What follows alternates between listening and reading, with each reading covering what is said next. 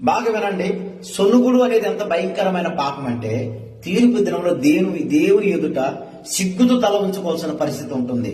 యాకోబు పత్రిక 5వ అధ్యాయం 9వ వచనం, సహోదరులారా మీరు తీర్పు పొందుకుండు నిమిత్తం ఒకరి మీద ఒకడు సనుగుడి, ఇదిగో న్యాయాధిపతి వాకిట నిలిచి ఉన్నాడు. దేవుడు ఉన్నాడని భయపడేవాడు ఎలా ఉండాలంటే సునుక్కోకూడదు.